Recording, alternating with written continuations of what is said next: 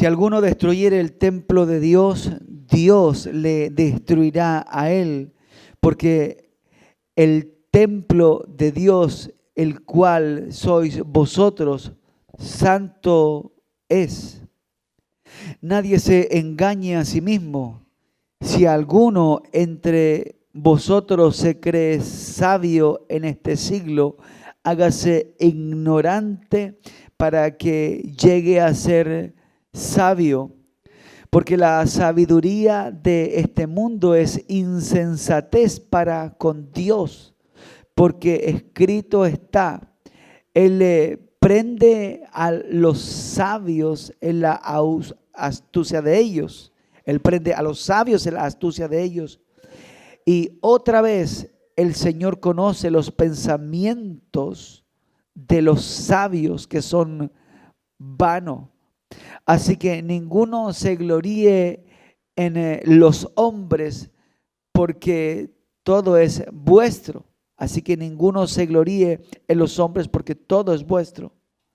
Sea Pablo, sea Apolos, sea Cefas, sea el mundo, sea la vida, sea la muerte, sea lo presente, sea lo porvenir, todo es vuestro, y vosotros de Cristo y Cristo de Dios.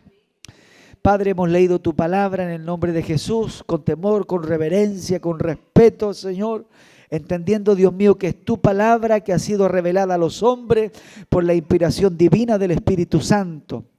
Señor, aquí hay palabras tuyas impresas, Señor, en la Biblia, y pedimos que por esta palabra acerque nuestra vida, mente, propósito y corazón a ti, Dios amado. Danos crecimiento, danos madurez, llévanos a una revelación mayor de tu palabra.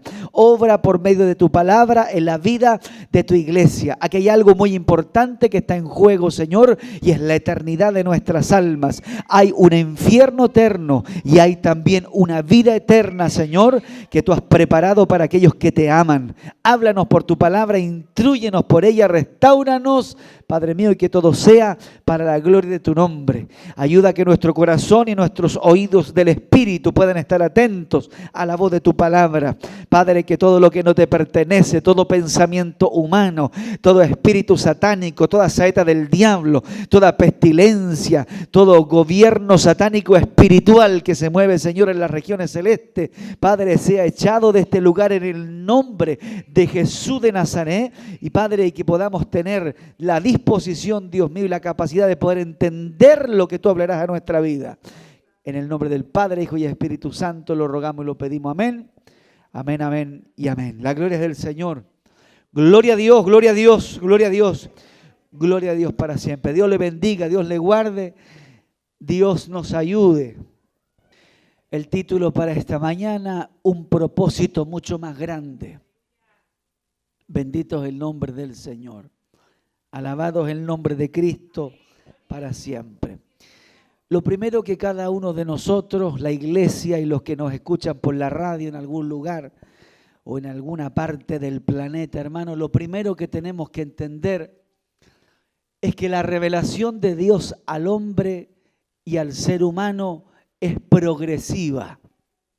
Quiere decir que Dios ha planificado en su potestad y autoridad revelarse a nuestra vida poco a poco.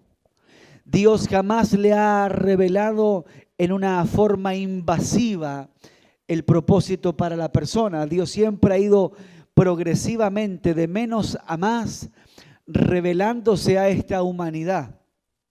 Por eso dice la Escritura que nosotros somos como la luz de la aurora, que va en aumento a medida que el día aclara, ¿cierto? A medida que el día avanza. Quiere decir que paso a paso nosotros vamos conociendo cada vez más del Señor. Por esa razón usted se da cuenta que hoy día usted sabe más de lo que sabía ayer. Y ayer sabía más que lo que sabía hace 2 años atrás. Hoy usted dice, yo entiendo algo comprendo. La Biblia lo llama como madurez, quiere decir que vas madurando en el Señor, vas creciendo. El apóstol Pablo dice, hasta que lleguemos a la estatura de un varón perfecto. Cristo. O sea, lo que usted conoce hoy día no tiene comparación con lo que Dios te revelará la próxima semana. Y si tienes comunión con Dios, lo que te revelará Dios la próxima semana no tiene relación con lo que Dios se va a revelar el próximo año a tu vida. O sea, Dios te quiere llevar en un aumento progresivo. ¿Y por qué es progresivo? Porque antes de que Dios se revele más a nosotros, Dios te prepara. Dios tiene que prepararte, tienes que tener la capacidad para entender la revelación del Señor a tu vida, porque estamos frente a un Dios grande, poderoso y que no tiene límite y que no lo podemos dimensionar, como decía ese corito, tan grande que yo no puedo salir fuera de él. Entonces, Dios no se puede revelar en gloria y potencia a tu vida el día de hoy si quizás no estás preparado para recibir esa revelación poderosa del Señor. No olvidemos que cuando Moisés, por ejemplo, le entró la inquietud por conocer al Señor en el Antiguo Testamento, el Señor le dice: si tú me ves, te mueres. Por lo tanto, lo que vas a hacer, mira, te vas a ocultar detrás de la roca y cuando yo pase, me verás pasar, pero tú no puedes estar mirándome allí. Porque si no, no hay hombre que pueda permanecer con vida si me viera. Entonces vemos que Dios tiene que prepararnos antes de que Él se vaya revelando a nuestra vida. Cuando el Señor llama, por ejemplo, a Abraham, recuerda que lo llama progresivamente. Le dice: sal de la tierra de tu parentela y vete a la tierra que yo te mostraré. Hasta ahí llegó. No le reveló más. Y luego después, cuando pasa el tiempo, le dice: porque tu descendencia será grande como la arena que está a la orilla del mar y como las estrellas que están en el cielo. Y luego pasa el tiempo y le dice: y en Isaac te será contada descendencia. Y ves cómo Dios poco a poco va revelándose al hombre a medida que el hombre se va relacionando con el Señor. Y allí entonces viene la respuesta a tantas preguntas que la iglesia se hace hoy día, como por ejemplo: ¿y por qué los milagros grandes que sucedían ayer no se ven hoy día? Y muchos predicadores dicen: bueno, falta la fe, falta el creer, falta el entregarse. Y comenzamos a ver toda esa clase de cosas, cuando en realidad Dios fue progresivamente a través de la historia marcando ciertos acontecimientos para el hombre, para que el hombre supiera quién era el Dios al cual se estaba enfrentando. En aquel entonces nosotros vimos, por ejemplo, abrirse el mar. Pero Dios no está preocupado de andar abriendo el mar físico en este tiempo. En aquel entonces, como predicamos hace algunas semanas, vimos caer fuego del cielo y quemar el holocausto que Elías había preparado. Hoy día no vemos fuego caer del cielo. ¿Por qué? Porque el propósito de Dios va regenerándose. La revelación de Dios va avanzando en los seres humanos. Ya tú sabes que Dios es poderoso. Usted sabe que no hay límites para el Señor. Usted sabe que Dios puede consumir un holocausto aunque esté lleno de agua, porque para el Señor no hay nada que sea imposible. Por eso vemos acontecimientos tan gloriosos como cuando los huesos de este profeta Eliseo tocan a un muerto, el muerto se para y se va. Pero eso, ¿qué te está diciendo? La grandeza del Dios al cual nosotros hoy invocamos, adoramos, alabamos y servimos. Entonces Dios ha ido progresivamente revelando a la humanidad. Vemos ahí a un Sadrach, Mesach y Abednego enviados al horno de fuego. Dios aparece en medio, nada les sucede, no se queman. Pero fue la ocasión, fue el momento, fue la situación.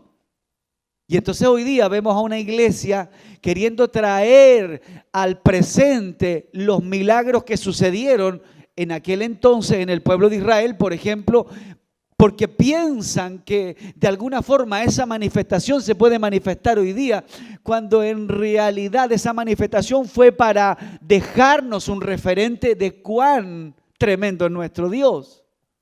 ¿Y cuándo continúan los milagros? Bueno, nos vamos allí al Nuevo Testamento y vemos a Cristo. Vemos a un Cristo haciendo prodigios, multiplicando peces, multiplicando panes. Vemos a un Pedro caminando sobre las aguas. Vemos la gloria de Dios, pero estaba Cristo allí. Cristo era Dios. Cristo se revela allí a los discípulos cuando le preguntan, ¿no? En un momento: oye, muéstranos al Padre y nos basta. Jesús le dice: tanto tiempo llevo con ustedes y todavía no se dan cuenta que yo soy en el Padre y el Padre en mí. O sea, la autoridad del Padre estaba en Cristo. Cristo era el representante del Padre en la tierra. El Padre lo llena todo y nosotros pudimos conocer al Padre a través de la persona de Jesucristo. ¿Me está siguiendo? Entonces vemos los milagros de los profetas, vemos el mar abrirse, vemos el fuego caer del cielo, vemos a muertos resucitar, vemos la gloria de Dios. Y entonces el problema es que como hoy día no estamos instruyendo a la iglesia en el plan progresivo y en la revelación progresiva de Dios al hombre, la iglesia hoy día solamente anda buscando el fuego, el mar abrirse, y anda buscando los milagros y anda buscando la multiplicación de los peces, pero no tenemos una iglesia buscando a Dios. No tenemos una iglesia entregando su corazón a Dios. Y eso ha sido por una ignorancia que durante generaciones se le ha transmitido al pueblo de Dios. Entonces la iglesia cuando llega, por ejemplo, anda buscando a los profetas, anda buscando al Jeremías, anda buscando al Isaías, anda buscando al Daniel y anda buscando a los profetas que de alguna manera traigan al tiempo presente los milagros gestionados en el pasado. Porque no entiende que eso fue un hecho puntual de Dios para revelarse en una ocasión puntual al pueblo y para dejarnos una enseñanza, como dice Pablo en el Nuevo Testamento, que esto ha sido para nosotros puesto por ejemplo y por enseñanza. ¿Me entiende?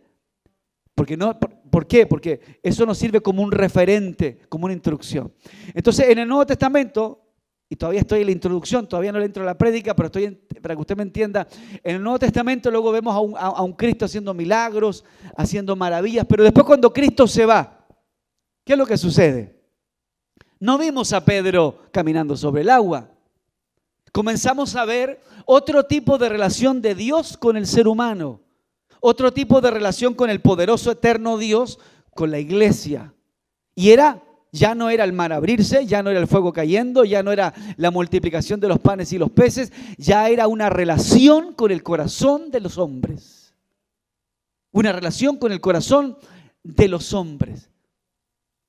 O sea, había un deseo de Dios, no de andar haciendo caminar la gente sobre el agua, sino que el deseo del Señor era traer un reino espiritual sobre la vida de los hombres.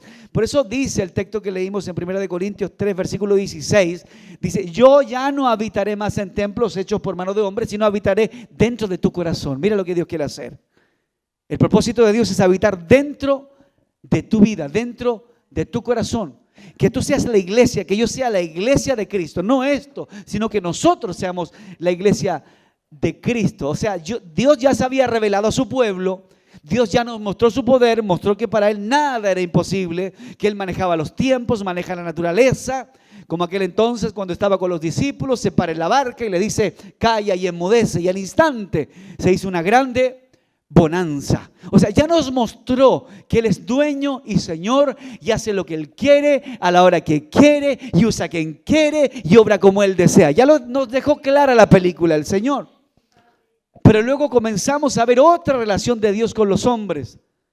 Cristo se va a los cielos y ahora comienza Cristo a revelarse a las personas a través de su iglesia, que establece allí en el libro de los Hechos. Y sí, vimos milagros, pero la finalidad no eran los milagros. La finalidad era que el corazón de los seres humanos fuera quebrantado y entendieran el genuino y real propósito del Señor. Vemos a un Pedro, obviamente, y a un Juan sanando a un paralítico a la entrada de la Hermosa. Vemos haciendo ese tipo de milagros. Vemos a ellos respaldados por el poder de Dios. Pero ellos ministraban que eso no era lo esencial. Eso no era lo esencial. Cuando Pedro fue usado para el milagro de este paralítico al lado, a la puerta de la Hermosa, Pedro inmediatamente les deja claro y les dice: esto no ha sido hecho por nosotros. O sea, no estaban buscando algo terrenal, algo físico, algo que la gente los siguiera por lo que ellos hacían, por los milagros. No, ellos le dicen: esto no fue hecho por nosotros. El mismo Jesús a quien ustedes crucificaron, esto ha sido hecho por Él, porque Él resucitó de entre los muertos. No ha sido obra nuestra, ha sido obra de Cristo Jesús. O sea, le estaba Pedro dejando claro a la iglesia que aquí el milagro no era lo relevante, era lo que Cristo podía hacer aún después de que ellos lo habían asesinado. Estaba Cristo de alguna forma glorificándose en esa situación a través de Pedro y de Juan. Y luego comenzamos a ver en el Nuevo Testamento, no comenzamos a ver, hermanos amados, tantas multiplicaciones de panes, sino que comenzamos a ver a hombres llenos del Espíritu Santo. Comenzamos a ver el bautismo del Espíritu Santo, comenzamos a ver a hombres hablando en lenguas, comenzamos a ver a hombres llenos del Señor, comenzamos a ver a un Dios que no hacía excepción de personas. Comenzamos a ver, hermanos, a gente como Cornelio, hermanos, entregar su corazón a Cristo, porque finalmente eso es lo que el Señor vino a hacer, traer su reino a tu corazón. Cristo no está preocupado de traerte un milagro a tu vida. Cristo está preocupado de traerte el milagro más grande que puedes recibir, pero espiritualmente, que es traer su reino a tu corazón. Y cuando eso se logra establecer, cuando eso se logra plasmar en la vida de los seres humanos, todo lo demás lo vas a poder sobrellevar. Eso no quiere decir que Dios en un momento determinado de tu vida, en una crisis de tu vida, en un callejón sin salida, eso no quiere decir que Dios no tienda su mano y te sorprenda, porque Él dice: yo soy el que abro puertas y yo soy el que cierro puertas. Eso lo dice en Apocalipsis. Entonces, el poder de Dios está, los recursos espirituales de Dios están, pero el propósito de la iglesia es que la iglesia conozca verdaderamente al Dios de la palabra. Bendito es el nombre del Señor. Llevar a la iglesia a una revelación mucho más grande. Y aquí quiero entrar en el mensaje. Cuando nosotros revisamos la iglesia de Corintio, nos vamos al capítulo 1 del 1 de Corintios, en el versículo 10 al 13. Este contexto y este pasaje señala que el apóstol Pablo había recibido información de los problemas que la iglesia de Corintio estaba enfrentando en Cloé. En el versículo 11 le informan al apóstol Pablo lo que sucedía con la iglesia. Y por otra parte le consultan sobre diversas situaciones y problemas que estaban enfrentando en la iglesia de Corintio. Fíjate la preocupación de Pablo para con Corinto. Pablo quería que la iglesia creciera, que la iglesia madurara. Amén. Una iglesia que crece, una iglesia que madura, es una iglesia que tiene la capacidad para instruir, formar y preparar a nuevos creyentes.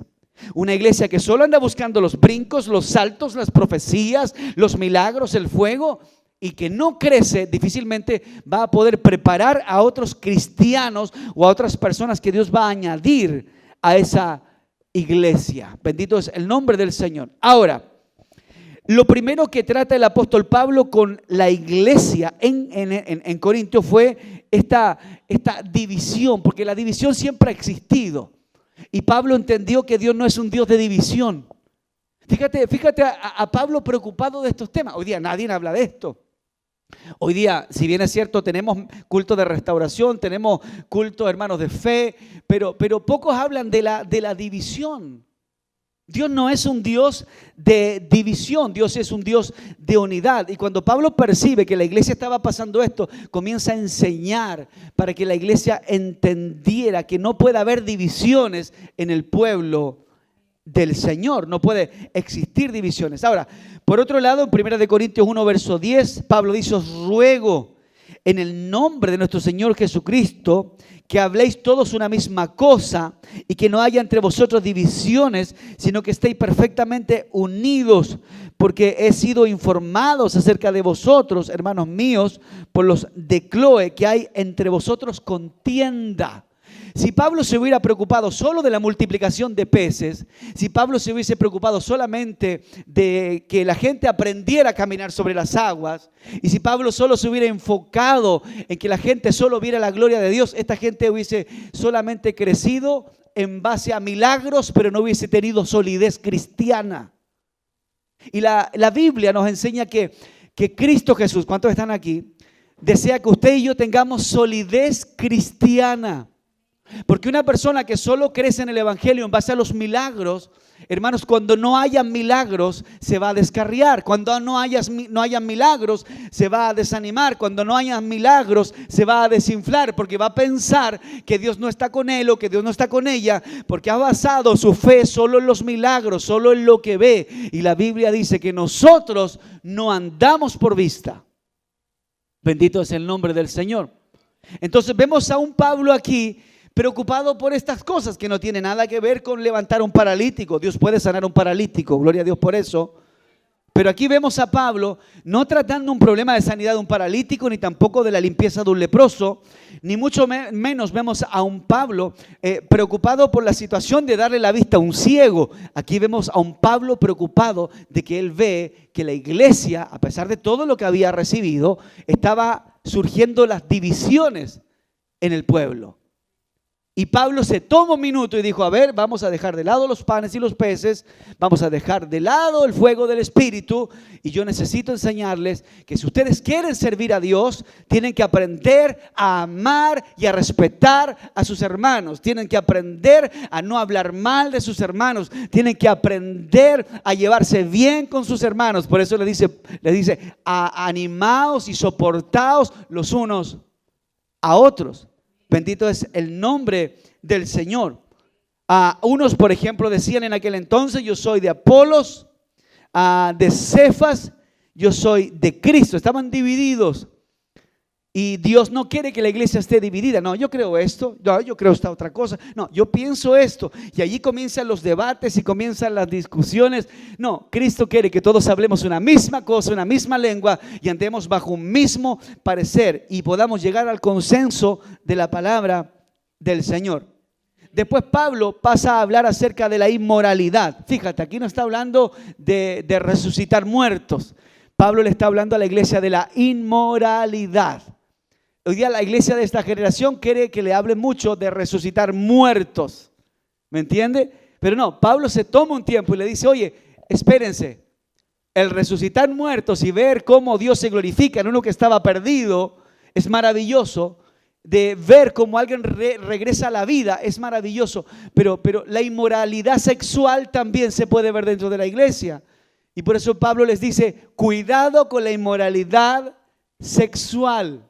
¿Me entiende? Les habla Pablo que tuvieran cuidado con la inmoralidad que estaba dentro de la iglesia, de la comunidad de la fe. Por eso en 1 Corintios 5, verso 1, dice, de cierto se oye que hay entre vosotros fornicación, y tal fornicación cual ni aún se nombra entre los gentiles, dice la Escritura, tanto que alguno tiene la mujer de su padre y vosotros estáis envanecidos. O sea, como ya usted lo sabe, habían personas dentro de la iglesia que estaban en pecado y la verdad es que el resto no les decía nada. Y se habían acostumbrado a estar en ese estado de pecado. El problema es que cuando la iglesia se acostumbra a permanecer en un estado de pecado, comienza a pensar que aquello que finalmente es malo, comienza a pensar que no es tan malo. ¿Me entiende? Y aquello que verdaderamente es bueno, la iglesia que se acostumbra a vivir en pecado piensa que eso ya no es tan bueno y que le estamos poniendo mucho y que somos muy radicales y que somos muy extremistas. ¿Por qué? Porque nos acostumbramos a una condición, nos acostumbramos a un estado. El hombre y la mujer somos personas de costumbre. ¿Por qué se cepilla los dientes todas las mañanas usted? Si es que lo hace, porque usted se acostumbró desde pequeñito, desde joven, desde adolescente, a que en la mañana se lava los dientes. Y si no se lava los dientes, se siente incómodo, se siente extraño, no se quiere acercar a alguien, qué sé yo. Por último, se los lava con agua, con bicarbonato. Pero usted se acostumbró a enjuagarse la boca en la mañana. ¿Y por qué? Porque hizo un hábito. El problema es que cuando hacemos un hábito, el pecado en nuestra vida, nos acostumbramos al pecado. Y aquel que está en pecado está en tinieblas. Y si usted está en tinieblas, difícilmente va a poder reconocer a aquellos que a su alrededor están o no en un error. Bendito es el nombre del Señor. Entonces Pablo se da el tiempo de explicarle a la iglesia que las divisiones no son de Dios y que los actos inmorales no se pueden tolerar si queremos ser agradables ante los ojos del Señor. Ellos se habían envanecido, la Biblia dice que se habían puesto soberbios y orgullosos. Cuando llegamos a la iglesia pensamos que todos son humildes, que todos son buenas personas, que todos son amables, que aquí no hay conflicto, no hay pleito, que no hay, hermanos amados, gente altiva. Nosotros pensamos que todos son ángeles dentro de la iglesia. Vemos al hermano y decimos, este hermano tiene alas. Vemos a la hermana y decimos, la hermana tiene una cara de ángel. Y vemos al líder de la iglesia y decimos, no, es un pan de Dios. Pero cuando pasa el tiempo nos vamos dando cuenta que sí, aparece el orgullo. Y Dios quiere tratar con tu orgullo. Comienzas a envanecerte en tus virtudes y atributos y Dios quiere tratar con ese envanecimiento que está en tu corazón. ¿Y a través de qué lo hace? A través de la palabra. Entonces vemos a un Dios que comienza a tratar con Pablo para que Pablo no solo enseñara de multiplicación y milagro, sino también de vida cristiana. Bendito es el nombre del Señor. Ahora, aquí no se refiere a que de alguna forma el Señor va a quitar de un momento a otro todas las cosas de nuestra vida. Él progresivamente va tratando con nosotros. Él te salva instantáneamente, pero te da madurez progresivamente. Si tú te arrepientes hoy y reconoces a Cristo, como dice Romanos 10:9, que si confesares con tu boca que Jesús es el Señor y creyeres en tu corazón que Dios Padre levantó a Cristo de entre los muertos, entonces serás salvo. ¿Qué quiere decir? Que si recibes a Cristo hoy, aunque haya sido el pecador más grande, Cristo te salva y si hoy mueres, vas a la eternidad con Cristo. Pero el crecimiento Dios te lo va a dar progresivamente. Bendito es el nombre del Señor. Cuando uno llega al Señor, llega con un montón de, no sé si la palabra está bien dicha, ¿no? Me perdona si me equivoco, cachivaches.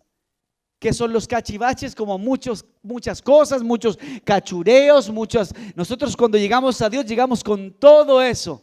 Llegamos, hermanos amados, con todas esas cosas, igual que un perro mojado.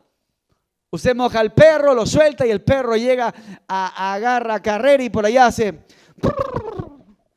y se sacude el agua. Lo que Dios hace con nosotros cuando llegamos a la iglesia es sacudirte, nos sacude. Nos saca todas las viejas costumbres, los viejos hábitos, nos cambia el lenguaje, nos enseña a caminar, nos enseña a hablar, nos enseña a vestirnos, nos enseña prioridades, nos comienza a enseñar vida cristiana. Bendito es el nombre del Señor. Dios nos sacude por medio de su palabra. Por eso vemos allí la Biblia en 1 Corintios capítulo 6 verso 20, dice: porque habéis sido comprados por precio, glorificad pues a Dios con vuestros cuerpos y en vuestro espíritu, los cuales son de Dios. Dios quiere que con tu vida, con tu cuerpo, con tu espíritu, glorifiques al Señor. Y aquí dejó de lado, vuelvo a decir, los peces. Yo te voy a hablar de los peces todo el mensaje. Dejó de lado los peces y los panes. Dejó de lado el agua de la roca. Aquí dejó de lado el maná cayendo del cielo. Aquí dejó de lado el fuego de noche y la nube de día. Aquí dejó de lado, hermano amado, el mar y el Jordán que se abrió para que Josué pasara el arca del pacto. Aquí dejó de lado eso y el Señor te dice que todo nuestro cuerpo, nuestra vida debe ser guardada para el Señor. Otro pasaje de la Escritura, y tú lo has escuchado, dice: alma, cuerpo y espíritu. Dejó de lado los peces. No dice alma, cuerpo y espíritu, peces y caminar sobre las aguas. No, alma, cuerpo y espíritu sean guardados para el Señor. En 1 Corintios, en el capítulo 5, versículo 9 al 11, Pablo dice: os he escrito por carta que no os juntéis, inclusive le enseña a la iglesia, con aquellos que están en pecado, con aquellos que cometen fornicación. Si te vas a juntar, júntate para hablarles del evangelio, no te juntes para conversar de su vida, de lo que hacen, porque aún es vergonzoso hablar de lo que ellos hacen en secreto. Bendito es el nombre del Señor. Dice: no absolutamente con los fornicarios de este mundo, o con los avaros, o con los ladrones, o con los idólatras, pues en tal caso sería necesario salir del mundo. O sea, es inevitable que tú no tengas compañeros de trabajo que no sean cristianos, es inevitable.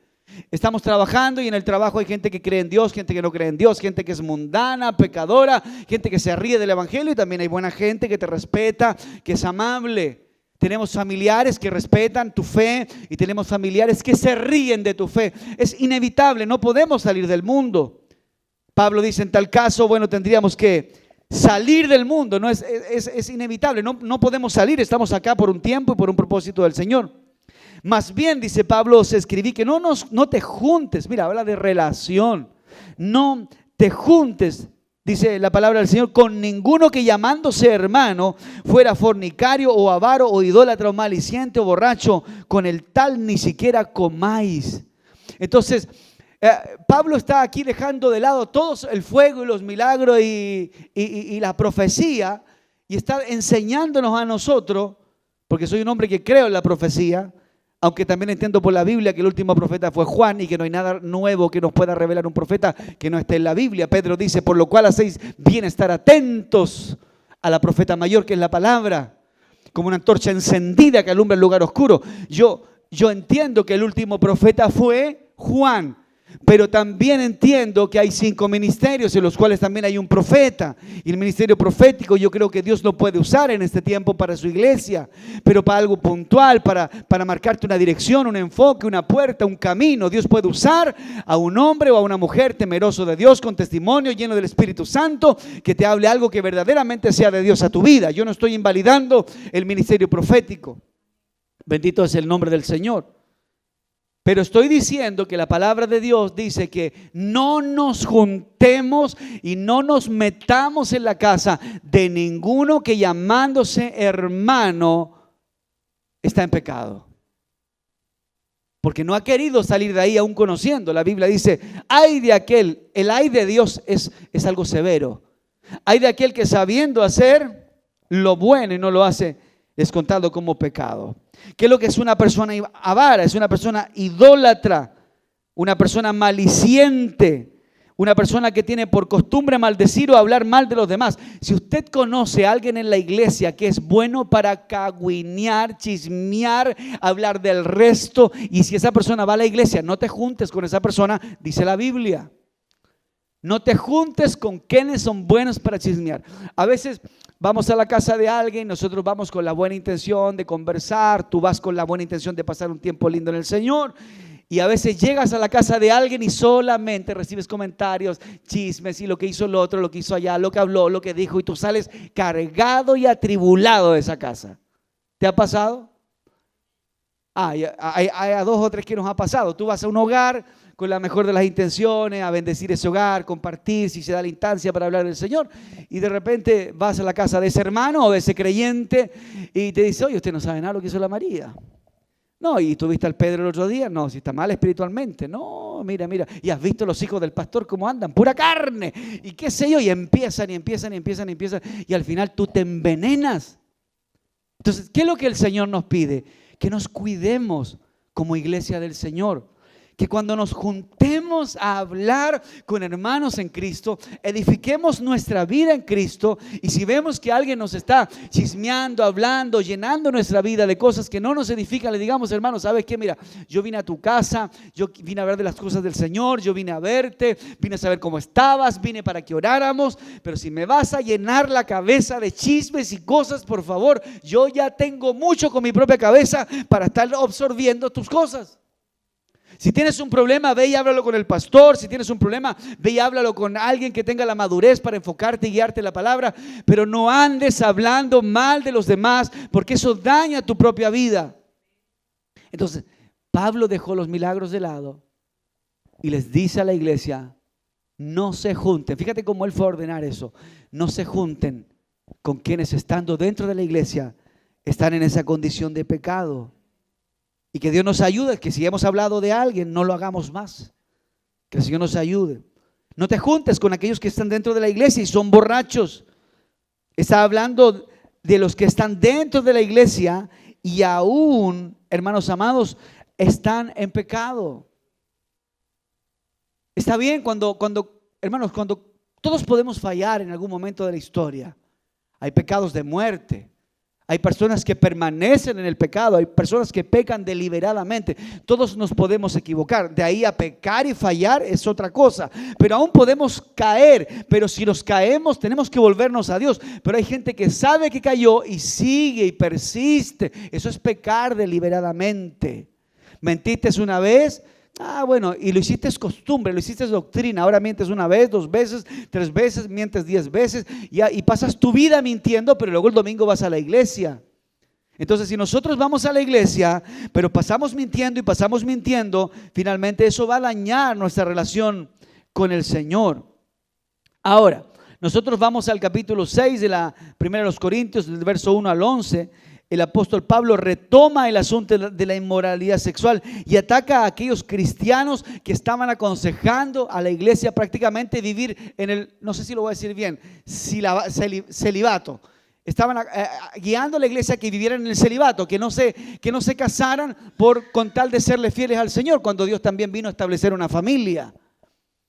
Entonces Pablo allí lo aclara y les enseña a la iglesia, le dice, si alguno tiene el don de incontinencia, quédese como yo.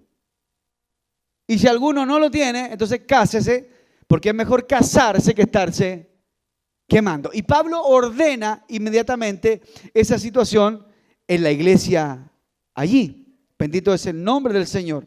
Ahora, en el verso 15 de este capítulo que leíamos al inicio, Pablo dice, ¿no sabéis que vuestros cuerpos son miembros de Cristo? Versos 17, 18, 19. Pero el que se une al Señor, un espíritu es con Él. Así que huyan de la fornicación. Cualquier otro pecado que el hombre cometa está fuera del cuerpo, mas el que fornica contra su propio cuerpo peca. ¿O ignoráis que vuestro cuerpo es templo del Espíritu Santo, el cual está en vosotros, el cual tenéis de Dios y que no es vuestro? Nosotros decimos, este es mi cuerpo, yo me voy a cortar aquí. Este es mi cuerpo, me lo voy a pintar acá. Este es mi cuerpo, me voy a poner un aro acá. Este es mi cuerpo, me voy a hacer un tatuaje acá. Este es mi cuerpo, yo hago lo que quiero con mi cuerpo. No es así. Tu cuerpo le pertenece al Señor. Si usted un día le dijo, Jesús, sálvame, yo no quiero morir y perderme, perdona mis pecados, ese día tu cuerpo ya no te pertenece. Le pertenece a Cristo Jesús. Bendito y alabado es el nombre del Señor. Entonces, antes de hacernos algo en nuestro cuerpo, debemos preguntarnos, ¿qué piensa Dios de eso? ¿Qué es lo que opina Dios de hacerme algo en mi cuerpo? Ahora, distinto es que si yo estando más perdido que el diablo en el mundo y llego a la iglesia con un montón de situaciones, yo no sabía, yo no conocía, es diferente. Pero yo estando en el Señor y todavía ando haciéndome cosas, mire pastor, me hice aquí un corazón grande, aquí me lo tatué gigante y puse el nombre de mi esposa, de mis hijos, de mis amigos, qué sé yo. Cuando usted ya conoce que el cuerpo suyo no es suyo, sino que es del Señor. Entonces Pablo le explica esto a la iglesia, le dice, por favor muchachos, déjenme la gloria de Dios de lado y aprendan vida cristiana. Ustedes son el templo del Espíritu Santo. Así que ese vinito que se me metían para adentro, que solo edificaba su carne y no su espíritu, por favor déjenmelo de lado, porque el Señor desde el día que ustedes entregaron su corazón quiere barrer tu templo, no que te lo ensucies. Entonces Pablo le explica todo este tipo de situaciones a la iglesia. Y les dice que el celibato no debía ser una doctrina, sino debía ser un trato con el hombre y con la mujer. No tienen por qué quedarse solos. Si se van a casar y si se van a unir en el Señor, hágalo, no hay problema en esto. Por eso él le dice que es mejor casarse antes de quedarse solo y estar cometiendo un pecado. En 1 Corintios 15:2 dice la palabra de Dios, por lo cual asimismo, si retenéis la palabra que yo os he predicado, sois salvos, si no creísteis en vano, porque asimismo os he enseñado lo que asimismo recibí. Pablo se colocó un respaldo y dijo, lo que yo le estoy predicando, le dice a la iglesia, es algo que a mí se me enseñó. Es algo que yo recibí de Dios, es el trato que Dios tuvo conmigo. Y si ustedes no la reciben, esta enseñanza, entonces creyeron en vano. O sea, podemos estar 27,000 años en la iglesia, pero si no recibimos, no aplicamos y no entendemos que lo que se nos predica es palabra de Dios, entonces dice que creímos en vano.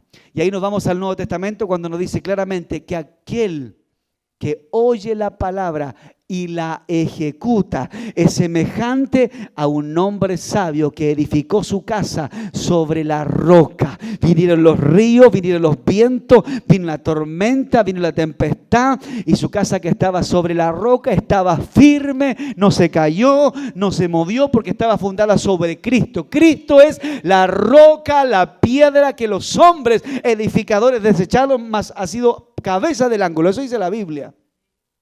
Pero aquel que oye la palabra, es semejante a lo que Pablo dijo, aquel que oye la palabra y no la hace, es igual a aquel que edificó su casa sobre la arena.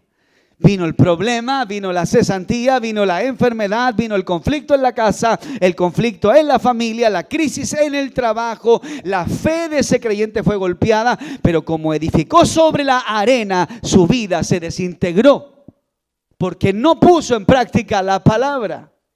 Bendito es el nombre del Señor. Entonces vemos a un Jesús preocupado en el Nuevo Testamento, no de quemar holocaustos con fuego, sino de darle madurez a la iglesia. Oh, Dios mío, ese trato de Cristo con la iglesia viene por medio de la predicación de la palabra. Luego en 1 Corintios capítulo 15, versículo 58, siguen dejando los milagros de lado y le dice, mira, ahora les voy a enseñar a ser constantes, porque el ser humano y todos nosotros en algún momento de la vida somos inconstantes. A veces el esposo le dice a la esposa, mira, voy a hacer el cerco. Y empieza a hacer el cerco, hace 3, 4, 5 palos, 7 palos y después dice, ay, como que ya no estoy tan animado. ¿Por qué? Porque en el entusiasmo del momento nos llevó a iniciar algo, pero luego como que no fuimos tan constantes y no hemos podido terminar lo que iniciamos. Cuando hablamos en la fe cristiana, Dios estaba preocupado de revelar a su iglesia a través de sus discípulos, que la iglesia aprendiera la constancia. No solo que eran templo del Espíritu Santo, no solo que Dios podía sanar a los paralíticos, no solo que Dios podía transformar la vida de los hombres sin hacer excepción de personas, sino que también la iglesia aprendiera a ser constante. A veces tenemos a personas que, y gloria a Dios por eso, que permanecen en el Señor, pasan décadas y siguen ahí, permanecen, vienen pruebas, siguen ahí, vienen crisis y siguen ahí, hay abundancia, siguen ahí, hay escasez, siguen ahí, están ahí adorando al Señor, su alabanza no cambia, su consagración no cambia, son constantes. Pero luego tenemos a personas arriba, abajo. Un día quieren salir a predicar, a otro día ya no quieren predicar. Un día creen en Dios, otro día ya no creen en Dios. Un día creen en Dios como su proveedor, luego no dudan que si Dios les puede ayudar. Entonces tenemos a gente inconstante. Y Dios se preocupa de esa área y les enseña sobre la constancia.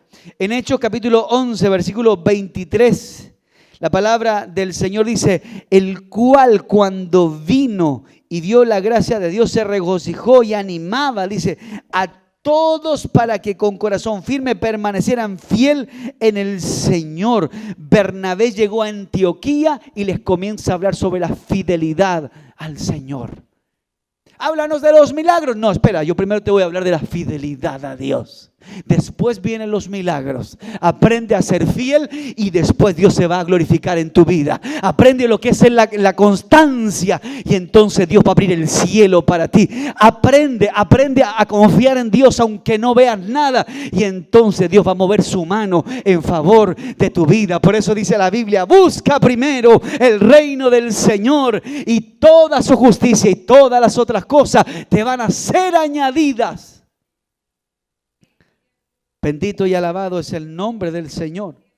Entonces la fidelidad a Dios y a la obra del Señor y al Señor es tremendamente importante. Es lo primero que nosotros debemos practicar para transformarnos en creyentes maduros delante del Señor. Lucas capítulo 16, versículo 10. En la Nueva Traducción Viviente dice, si sois fieles en las cosas pequeñas, serás fieles en las grandes. Pero si son deshonestos en las cosas pequeñas, no actuarán con honradez en las responsabilidades mayores. Mira cómo Dios nos enseña a ser fieles en lo poquito. En lo poquito el Señor quiere que seas fiel y luego Dios te va a enseñar a ser fiel en algo un poquito mayor. Y luego va a pasar el tiempo, Dios te va a dar crecimiento y te va a enseñar a ser fiel en algo mucho mayor, pero todo parte de a poco. Dios se va a ir revelando progresivamente y paulatinamente a tu vida. Lucas habla también de las responsabilidades. Si yo soy responsable en las cosas pequeñas, también estaré preparado para ser responsables en las cosas más grandes. Mira lo que dice la palabra del Señor en Filipenses capítulo 1, versículo 27. Solamente comportaos de una manera digna digna del Evangelio de Cristo, de modo que ya sea que vaya a veros o que permanezca ausente, pueda oír que vosotros estáis firmes en un mismo espíritu, luchando unánimemente por la fe en el Evangelio. Pablo estaba diciendo, aunque yo no esté presente, ustedes compórtense de la misma manera.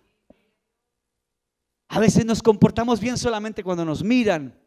A veces nos comportamos bien solamente cuando las personas importantes están cerca de nosotros, pero no, en todo tiempo, sin importar a quién tengas al frente, usted es iglesia, eres hijo e hija del Señor, debes comportarte de una manera correcta. Pablo le dice, si yo estoy, hágalo bien, y si yo no estoy, hágalo bien también. Bendito es el nombre del Señor. Cuando está el pastor, todos corren, y cuando no está el pastor, nadie corre. Cuando está la suegra, dice por ahí el hermano, yo corro, y cuando la suegra no está, me da igual. No, siempre debemos ser personas correctas y constantes en lo que hacemos, sabiendo que es al Señor al que nosotros servimos. Aquellos, por ejemplo, que ya no están dentro de las filas del Evangelio y se han alejado de la obra y del Evangelio de nuestro Señor Jesucristo y no han permanecido firmes, ha sido por la falta de constancia.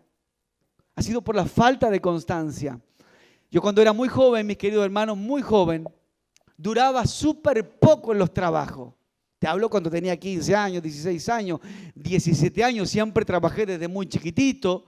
Y duraba poco en los trabajos y no lograba avanzar. Estaba 5 días en un trabajo y ya estaba pensando en cambiarme a otro trabajo. Y llevaba 7 días en un trabajo y ya quería irme a otro trabajo. Pero pasaron los años y me di cuenta que no avancé absolutamente nada, solamente giré. Y yo veía a otros que llevaban tiempo en los trabajos y se organizaban y aparecían con zapatitos nuevos y se compraban una camisita nueva. Y yo decía, ¿cómo lo hacen? La constancia. La constancia, el poder permanecer, el tener que aguantar, el tener que tolerar quizás situaciones, pero al final eso iba a traer una retribución sobre la vida de aquellas personas. Bendito es el nombre del Señor. Es como alguien cuando los van a finiquitar, ¿cierto? Y, oye, ¿tú cómo saliste en el finiquito? No, a mí me fue súper bien. ¿Y cuánto tiempo llevaba en la empresa? No, ya como 10 años. ¿Y tú cuánto llevas? No, yo estuve 3 semanas nomás y no salí tan bien en el finiquito. Son ejemplos, pero esto nos ayuda a entender que la permanencia traerá un beneficio sobre tu vida y sobre mi vida. Bendito es el nombre del Señor.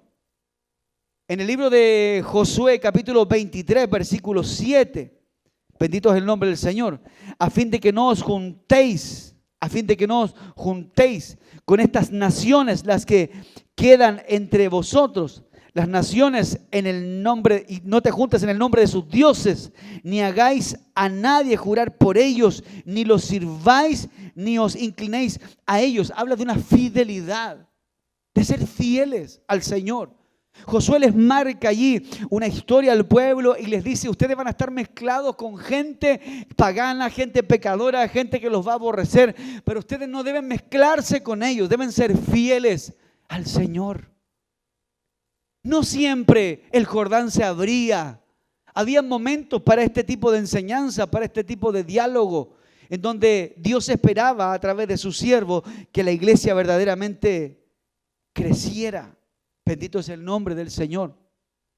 Y de alguna forma a través de esta prédica vamos entendiendo, hermanos amados, que quizás en nuestra vida como cristianos, en nuestra vida como hijos del Señor, quizás no vamos a ver en forma literal sosegarse las olas con nuestra mirada. Quizás no lo vamos a ver. Quizás no vamos a ver aquello tan extraordinario que Moisés presenció, que cuando le da allí con la vara a la roca vemos que salta el agua. Quizás no vamos a ver las codornices literales como el pueblo de Israel ahí en Egipto las presenció. Quizás no vamos a ver a un Sansón, hermanos amados, experimentando el propósito de Dios y toda la fuerza de Dios a través de sus brazos, sus manos. Pero Dios quiere llevarnos a una madurez, a un crecimiento en el Señor, a una relación con Dios. Que podamos entender que Cristo no fue a la cruz solamente para que paralíticos se pudieran caminar, porque Dios lo puede hacer, pero eso no era el propósito más grande. Había un propósito mayor, había un plan mucho mayor, que era más grande que darle vista a un ciego o que resucitar a una joven, como era el caso de la hija de Jairo, o de sanar a la mujer del flujo de sangre, que sin duda fue algo extraordinario, que ha servido por décadas como aumento de fe para la iglesia de Dios, mostrándonos el poder que Dios tiene. Pero Dios quiere entrar en nuestro corazón. El Señor quiere traer su reino a tu vida. Y ese fue el gran conflicto que tuvo el pueblo de Israel con la venida de Cristo en la tierra, porque Israel estaba siendo presionado ¿por qué cosa? Por los romanos.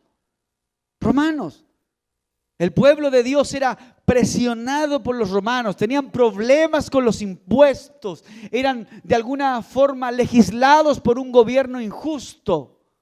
Y entonces cuando Israel ve que Cristo aparece, cuando los nuevos convertidos ven que el Mesías aparece y comienzan a ver los milagros, siempre ellos pensaron que Jesús traía un reino físico. Y si hubiese sido esa la finalidad, entonces solamente nos hubiésemos basado en los milagros. Pero Cristo no fue a la cruz, no derramó su sangre para traer un reino físico a la humanidad. Cristo estaba hablando de algo mayor, un reino espiritual. Bendito es el nombre del Señor. Por eso, hermanos, aunque milagros no sucedan un día, Cristo sigue siendo real y sabemos que Él es poderoso porque su palabra dice que es poderosa. Cristo ha venido a transformar nuestra mente, a transformar nuestra vida por completo, a revolucionar nuestro corazón. Cristo quiere traer su reino al corazón de las personas en esta tierra. Esa es la finalidad del evangelio.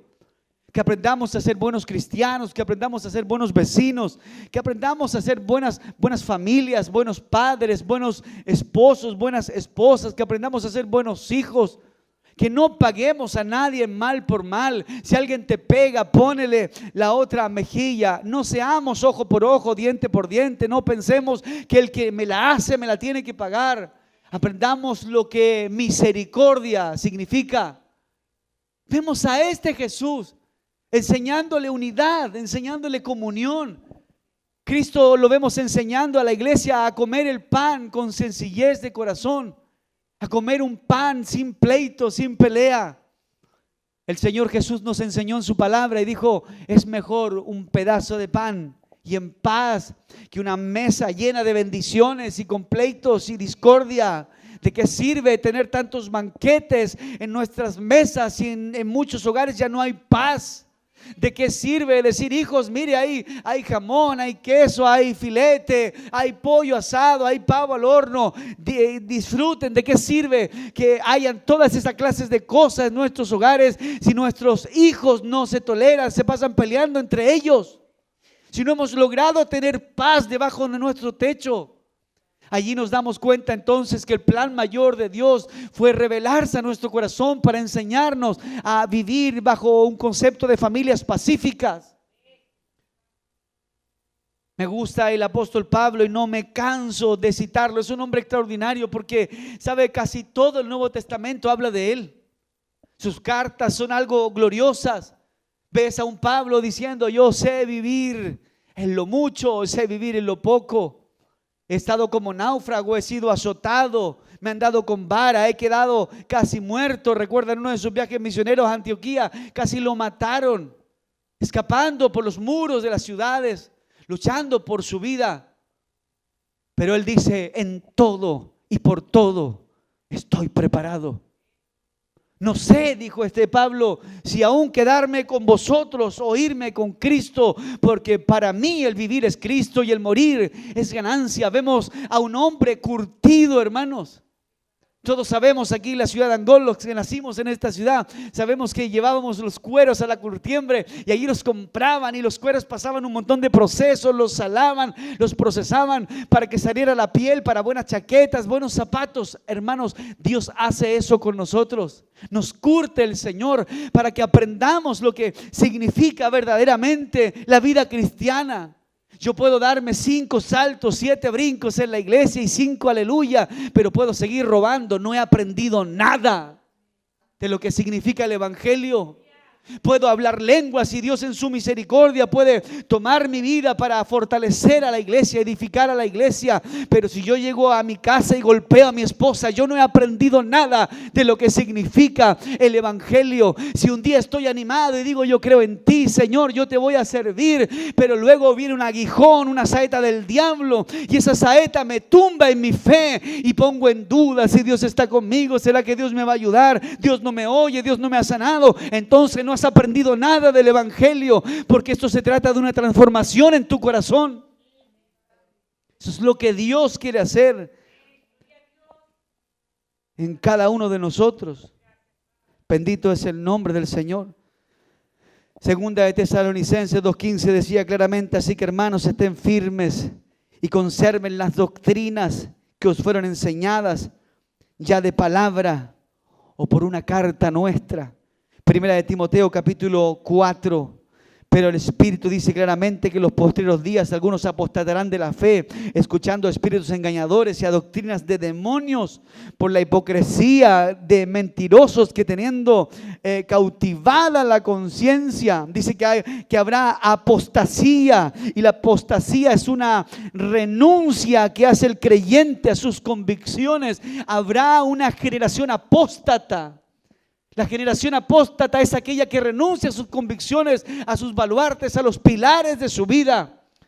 Y eso tiene que cambiar. Necesitamos hogares basados en la palabra. A ver, aquí mijito, aquí se ora antes de dormirse, o aquí se ora antes de iniciar la mañana, o aquí se ora antes de comer un alimento, aquí se agradece. A ver, sáqueme esas botellas de licor de la casa, porque este es un hogar que honra al Señor. Necesitamos familias que comiencen a vivir bajo los pilares del evangelio, y entonces la gente de allá afuera comenzará a ser salada por el testimonio que verá en la iglesia.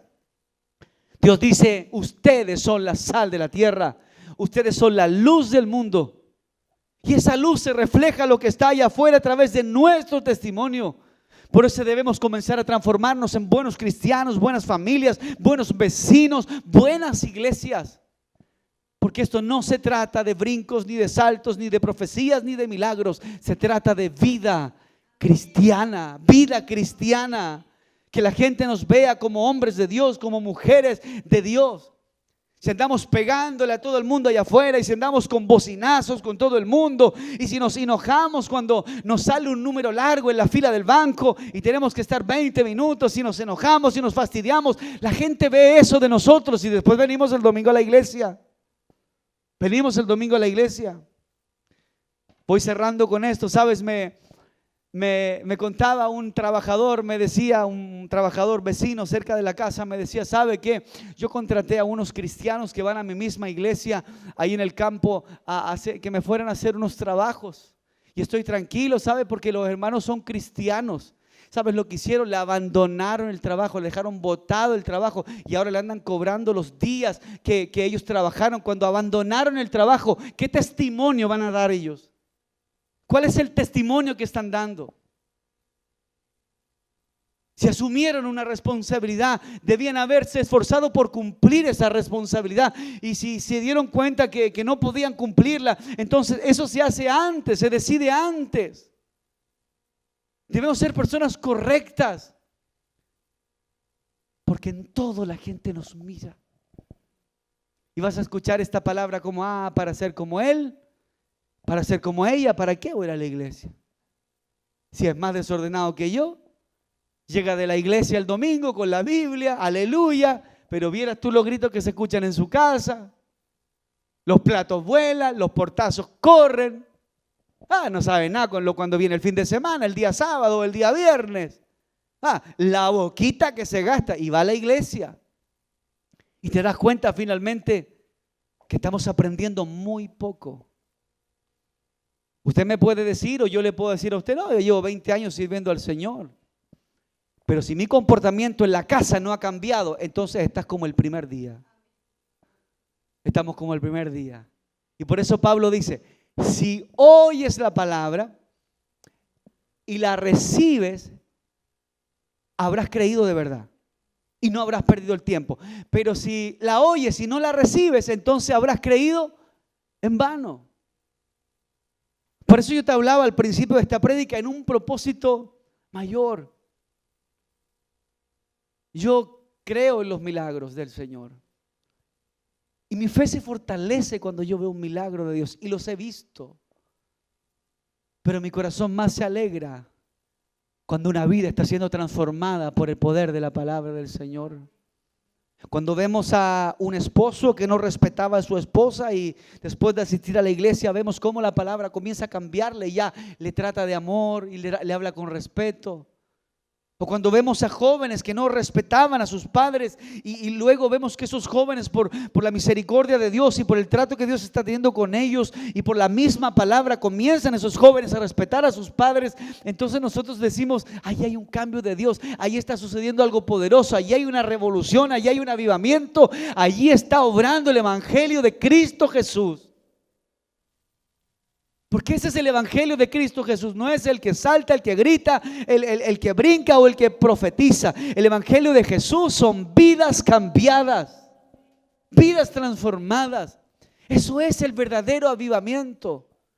Todos veníamos de iglesias rurales, de iglesias de campo. Yo me crié en iglesias de campo en donde se usaba el término avivamiento. Y pensábamos que el avivamiento era la cantidad de coros que tocábamos o la cantidad de horas que estábamos alabando al Señor. Y todos creímos en la semana de avivamiento, en el mes de avivamiento, en el culto de gloria y de avivamiento. Pero no tenemos vidas cambiadas.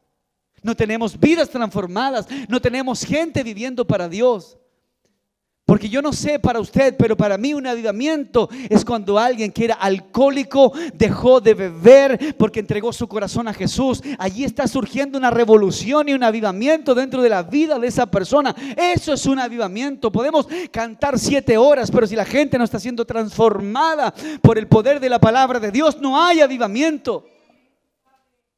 Hay alabanza, hay cánticos y que sin duda fortalecerá la fe de uno o de otro. Pero la iglesia no estará cumpliendo el rol para lo cual fue establecida. No dice la Biblia, dice que la iglesia es columna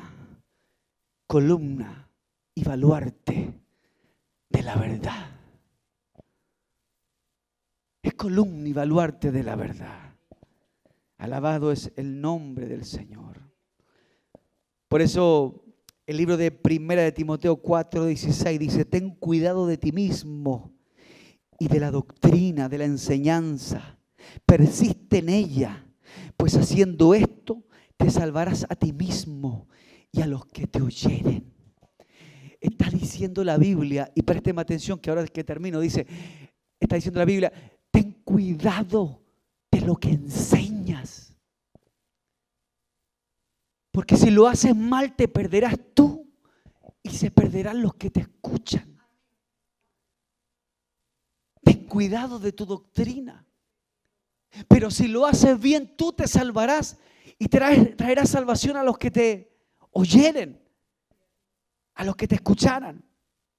Verso 28, Hechos 20, verso 29 al 30. Verso 29 en Hechos 20. Porque yo sé que después de mi partida, dice, entrarán en medio de vosotros lobos rapaces que no perdonarán al rebaño, y de vosotros mismos se levantarán hombres que hablarán cosas perversas para arrastrar tras sí a los discípulos. Pablo estaba tremendamente claro de que se levantaría una iglesia de verdad, de Cristo, pero también se levantaría una iglesia falsa, iglesias con falsas doctrinas, iglesias torcidas. Iglesias que no guiarían a la santidad al pueblo del Señor. Iglesias que les daría lo mismo cómo vivan los creyentes. Y no nos puede dar lo mismo. Porque hoy estamos en Cristo. Y Cristo nos ha dejado un ejemplo de amor, de humildad, de mansedumbre, de perseverancia, de renuncia, de constancia, de santidad. No nos puede dar lo mismo. Yo no sé cómo un pastor duerme tranquilo y se va a la casa tranquilo, sabiendo de que en su iglesia tiene gente que está en pecado y no ha tenido el valor para decirles o para aconsejarles, sabiendo que están en peligro eterno. Una persona que muere en pecado se va a ir al infierno, lo crean o no, la Biblia lo dice. Si yo muero en pecado, me voy al infierno, porque la paga del pecado es la muerte, es la separación eterna con Cristo Jesús. Y entonces yo no entiendo cómo duermen tranquilos si saben que alguien está en pecado y si muere se va a perder. Bendito es el nombre del Señor. Alabado es el nombre del Señor. Ese es el propósito mayor. Y tenemos que orar, ¿sabe? Para que nuestra iglesia tenga un encuentro con Dios. No tengamos una iglesia que, oye, vamos el domingo porque viene tal predicador. O vamos el martes porque hay tal evento. Vamos el jueves porque viene un invitado especial o viene un evangelista de tal o cual lugar. Y que yo no estoy menospreciando la trayectoria de nadie. Pero fíjate que la iglesia se mueve por impulsos. Dios quiere llevarnos a que entendamos, oye, vamos a la iglesia porque vamos a ir a servir al Señor. Oye, pero hoy día no viene el evangelista, viene mañana, no importa, yo voy a servir al Señor. Y mi fe no se mueve en base a un evangelista. Mi fe no se mueve en base a un misionero, mi fe no se mueve en base a un culto profético o en base a una vigilia. Mi fe se mueve en Cristo Jesús. Y ya sea que haya vigilia o no, yo sirvo a Dios. Ya sea que haya un extranjero predicando o no, yo sirvo a Dios. Ya sea que sea viernes o domingo o sábado, yo sirvo a Dios. Porque Él fue el que murió por mí en la cruz, no el evangelista. Él fue el que murió por mí en la cruz, no el profeta. Cristo fue el que murió por mí en la cruz, no el invitado especial. Los que organizaron la vigilia pueden haber tenido un bonito sentir, pero fue Cristo Jesús, el que murió por mí en la cruz del Calvario, el que derramó su sangre por mí en la cruz del Calvario, el que sufrió los azotes por mí en la cruz del Calvario, y a Cristo Jesús le debo toda mi vida. Ese es el propósito del Evangelio. Cuando tú buscas leer la Biblia bajo tu propio entendimiento, te vas a encontrar con un montón de contradicciones. Pero cuando leemos la Biblia y escuchamos la palabra de Dios desde la perspectiva divina, te vas a dar cuenta que Cristo siempre nos va a llevar a una renuncia y a una muerte de nosotros mismos. Cristo quiere que nuestra carne muera, que nuestros pensamientos, mis planes, mis proyectos, nuestra humanidad muera y podamos llegar a ese convencimiento que Pablo señaló. Dijo, yo ya no vivo. Lo que yo quiero ya no cuenta. Son los planes de Dios para mi vida. Son los planes de Dios para mi familia. Son los planes de Dios para mis hijos. Es la voluntad de Dios la que va a prevalecer de aquí en adelante. Por eso ya no voy a decir más, yo voy a hacer esto. Voy a decir, si Dios quiere lo voy a hacer. Ya no voy a decir más, me voy para allá. No, si Dios quiere me voy a ir. Voy a caminar bajo la voluntad y bajo el propósito del Señor. Póngase de pie, por favor, en esta mañana. Bendito es el nombre del Señor. Alabado es el nombre del Señor. Santo es el nombre de Cristo Jesús. La palabra del Señor dice, porque así como el cuerpo es uno y tiene muchos miembros, pero todos los miembros del cuerpo, siendo muchos, son un solo cuerpo, así también Cristo. Porque por un solo espíritu fuimos todos bautizados en un cuerpo, sean judíos o griegos, sean esclavos o libres, y a todos se nos dio a beber un mismo espíritu. Además, el cuerpo no es un solo miembro, sino muchos. Si dijere el pie, porque no soy mano, no soy del cuerpo, por eso no será del cuerpo. Y si dijere la oreja, porque no soy ojo, no soy del cuerpo, por eso no será del cuerpo. Y si todo el cuerpo fuere ojo, ¿dónde estaría el oído? Y si todo fuese oído, ¿dónde estaría el olfato? Mas ahora Dios ha colocado los miembros, cada uno de ellos, en el cuerpo, como Él quiso. Somos un cuerpo y somos la iglesia de Cristo, llamados para transformar por medio de la predicación del Evangelio la vida de aquellos que nos rodean. Pero antes de que Dios me use para transformar a otros, yo debo dejar de que Dios transforme mi propia vida. Padre, te damos gracias en el nombre de Jesús por permitirnos en esta mañana y en esta hora hablar de tu bendita palabra. Hoy hemos podido entender a través de ella, Señor, que los milagros maravillosos que hiciste en el pasado fueron una señal para tu iglesia de lo que tú puedes hacer y de que para usted no hay nada que sea imposible.